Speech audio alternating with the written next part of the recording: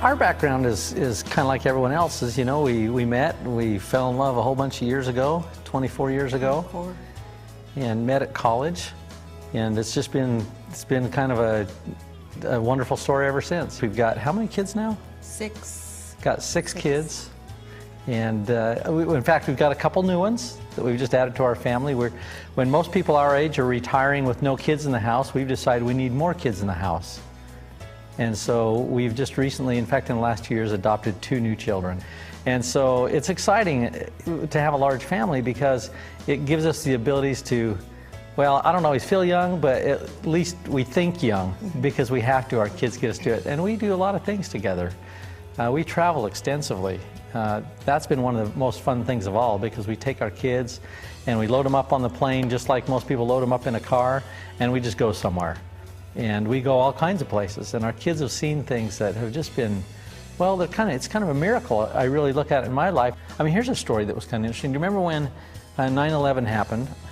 And we wanted our kids to be able to see that on a more personal way than just on television. So shortly after that, we found ourselves in New York. Actually, the ground was still smoking from the towers that were there, and that's left a permanent impression upon us and our family. And I think what this opportunity has afforded us more than anything is the ability to teach our children and to help them gain perspective in their life and how things are so much different when you have firsthand experience of those kind of things. It's been a real blessing, hasn't it? It's just been amazing for them. It's been a bigger lesson than they ever would have got in school. Well, as soon as that door opens and the kids come home from school, they run to the fridge. I just wanted, does the school not feed these kids? I know I'm paying for the lunch bill all the time because we just kind of get out of the way so they can feed themselves before we communicate anything. You know, it's a stampede. Typically, if they have homework, that's the first thing they do. They do their homework, and then we do things together. There's weekends we have the house just full of kids. The goal has always been that we always wanted all of the neighborhood friends to come to our house so that we knew what was going on. And so we tried to make this house a party house. And it's kind of turned into one. And that's what we want because we know who our kids are hanging out with. We know their friends very well.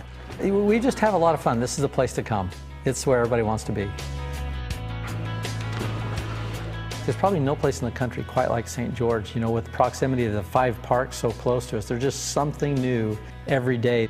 One of the things I really like about hiking in Zion's in particular, my son, Braden, my 16-year-old, he loves photography, so the 2 of us can get together. We put our cameras on and take pictures of some of the most awesome scenery in the world. I don't know any place on the world quite like Zion's National Park. It's just such an interesting landscape that you just never get tired of it. My definition of success is to be able to be home with my family, to be able to spend quality time with my husband, and to be able to have the financial freedom to do that. We've decided that pretty much every Thursday is golf day. And so we've been able to go out there and make sure that we've got a nanny or babysitter, someone that comes in every Thursday, and we just set our tee times, we go golfing. We've been able to set up things in our life that are important to us because this business allows us to do it. You know, people say that money's not important, but I work 60 hours a week to chase it. And so money is important. It's important that we find a way to generate our money so that we do it in as little time as possible so that we can go out and pursue those things that really are important.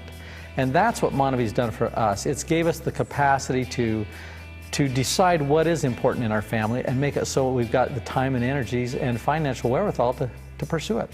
You know, quite often you look at success and think, gosh, they're so lucky. But my experience has been success doesn't come as a result of luck. It comes as a result of planning. And so when you spend your time seeking for the vehicles that can get you what you want, I tend to think a big chunk of people will end up finding our business, our industry.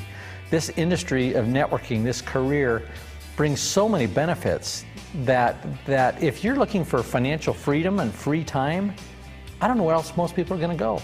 Every person I've ever met wants financial independence. They don't recognize it, but I say that because the opposite of that is financial dependence. And I don't know anyone who sets out with that as a goal. Never. And so for us, it's just been a constant pursuit that led to this industry of network marketing. Because one thing I've recognized, you can't gain financial independence unless you've got leverage in your life. It's the most important component.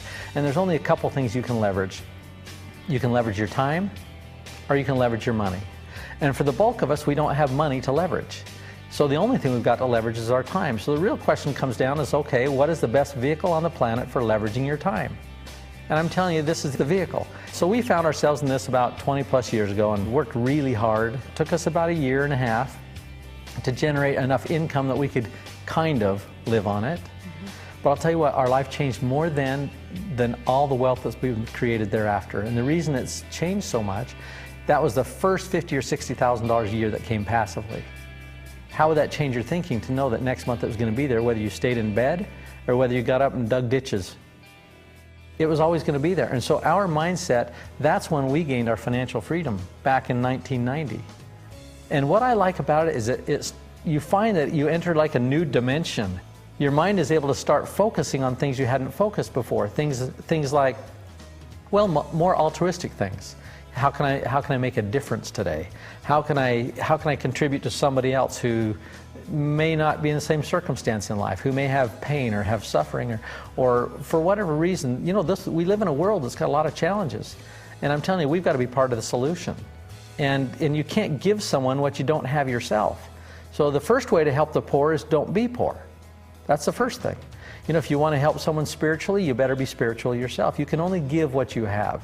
And so once you recognize that your own personal battles are over and you can get out of yourself and stop focusing on you, it's amazing what differences you can make in the world.